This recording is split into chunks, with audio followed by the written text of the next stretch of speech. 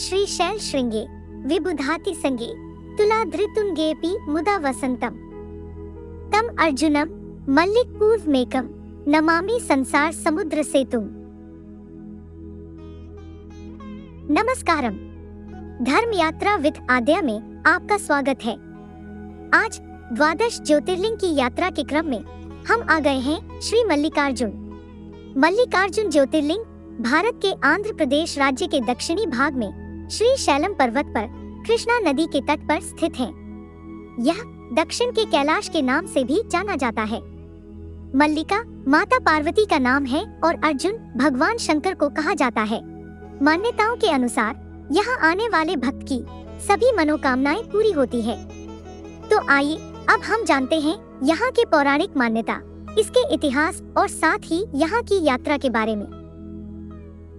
स्कंद पुराण में श्री शैल कांड नाम का अध्याय है जिसमें इस मंदिर का वर्णन मिलता है। कहा जाता है कि आदि गुरु शंकराचार्य ने जब इस मंदिर की यात्रा की तभी उन्होंने शिवनंद लहरी की रचना की थी। शिव पुराण के अनुसार मल्लिकार्जुन ज्योतिर्लिंग की कहानी बाबा भोलेनाथ के परिवार से जुड़ी हुई है। एक बार उनके दोनों पुत्र स्वामी कार्तिकेय और गणेश विवाह के लिए आपस में हठ करने लगे। कार्तिकेय का कहना था बड़े होने के कारण उनका विवाह पहले होना चाहिए, किंतु श्री गणेश अपना विवाह पहले करना चाहते थे। इस झगड़े पर फैसला देने के लिए दोनों अपने माता पिता के पास पहुँचे। उनके माता पिता ने कहा कि तुम दोनों में जो कोई इस पृथ्वी की परिक्रमा करके पहले यहाँ आ जाएगा उसी का विवाह पहले होगा। शर्त सुनते ही कार्तिकेय जी पृथ्वी की परिक्रमा करने के लिए अपने वाहन पर निकल पड़े। इधर विशाल शरीर वाले श्री गणेश जी और उनका छोटा सा वाहन चूहा भला इतनी शीघ्रता से कैसे परिक्रमा कर सकते थे। गणेश जी के सामने ये समस्या थी। श्री गणेश जी शरीर से जरूर स्थूल हैं, किंतु वे बुद्धि के सागर हैं। उन्होंने कुछ सोच विचार कर अपने माता पिता से एक आसन पर बैठने का आग्रह किया। उन दोनों के आसन पर बैठ जाने के बाद श्री गणेश ने उनकी 7 परिक्रमा की, फिर विधिवत पूजन किया। इससे पृथ्वी की 7 परिक्रमा का कार्य पूरा हुआ। क्योंकि शास्त्रों में कहा गया है पितरोश्च पूजनम कृत्वा प्रकांतिम च करोति यः तस्य वै पृथ्वीजन्यं फलम भवति निश्चितम। अर्थात जो माता पिता का पूजन कर उनकी परिक्रमा करता है वो पृथ्वी की परिक्रमा से प्राप्त होने वाले फल की प्राप्ति का अधिकारी होता है। उनकी चतुर बुद्धि को देखकर शिव और पार्वती दोनों बहुत प्रसन्न हुए और श्री गणेश का विवाह भी करा दिया। स्वामी कार्तिकेय संपूर्ण पृथ्वी की परिक्रमा कर जब वापस आए तब तक श्री गणेश जी का विवाह विश्वरूप प्रजापति की पुत्रियों सिद्धि और बुद्धि के साथ हो चुका था। इतना ही नहीं, श्री गणेश जी को उनकी सिद्धि नामक पत्नी से क्षेम तथा बुद्धि नामक पत्नी से लाभ, ये 2 पुत्र रत्न भी मिल गए थे। नारद मुनि ने स्वामी कार्तिकेय को यह सब वृत्तांत सुना दिया। श्री गणेश का विवाह और उन्हें पुत्र लाभ का समाचार सुनकर स्वामी कार्तिकेय नाराज होकर शिष्टाचार का पालन करते हुए अपने माता पिता के चरण छूकर वहां से चल दिए।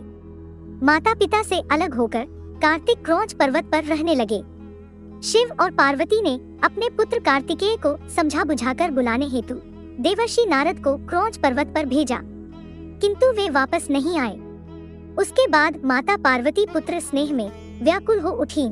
वे भगवान शिव जी को लेकर क्रौंच पर्वत पर पहुंची। इधर कार्तिकेय को क्रौंच पर्वत पर अपने माता पिता के आगमन की सूचना मिल गई और वे वहां से 3 योजन अर्थात 36 किलोमीटर दूर चले गए। कार्तिकेय के चले जाने पर भगवान शिव उसी क्रौंच पर्वत पर ज्योतिर्लिंग के रूप में विराजमान हो गए और तभी से वे मल्लिकार्जुन ज्योतिर्लिंग के नाम से प्रसिद्ध हो गए।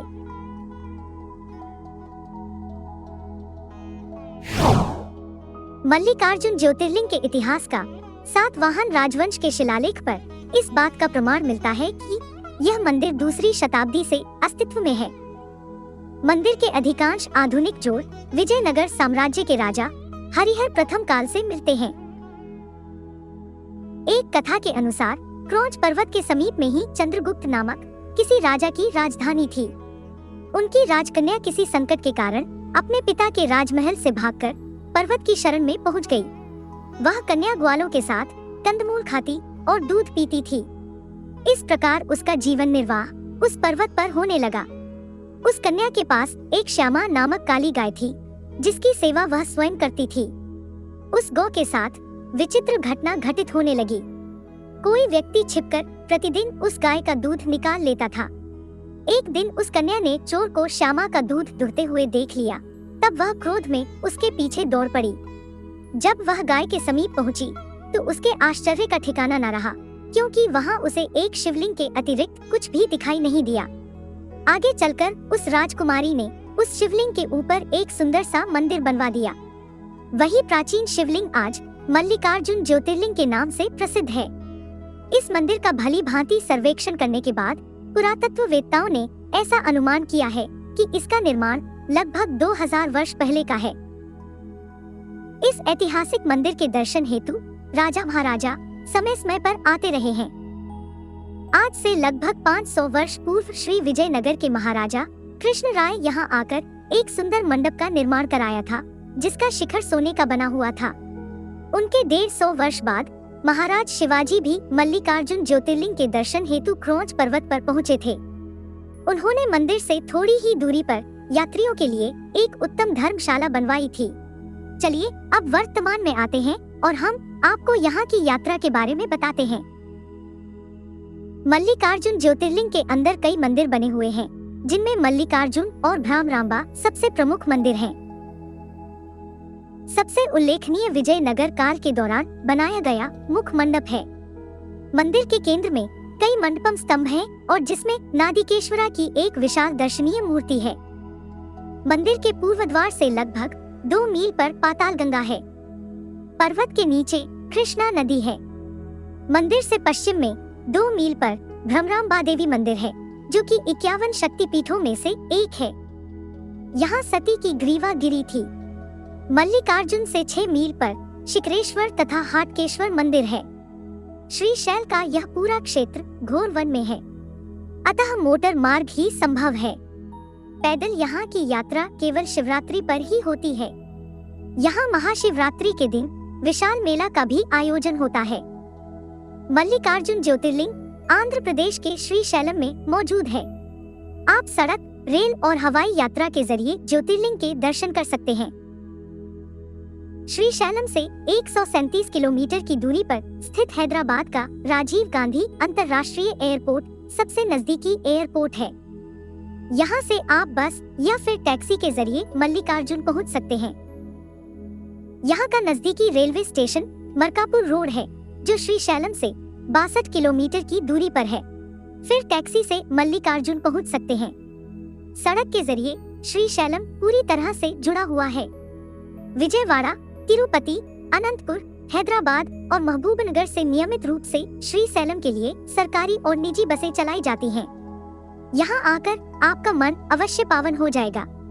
चलिए अब हम आपको भगवान शिव जी के ज्योतिर्लिंग का दर्शन करवाते हैं, जिसके दर्शन मात्र से सभी प्रकार के कष्ट दूर भाग जाते हैं तथा अनंत सुखों की प्राप्ति होती है। मिलते हैं अगले दिन उज्जैन के महाकालेश्वर मंदिर में। तब तक के लिए राधे राधे।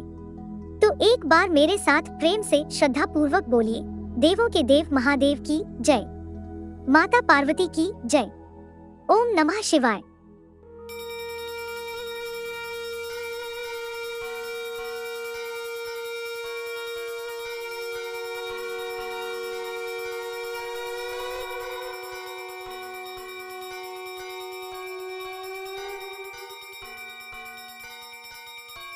प्रणाम जी प्रणाम।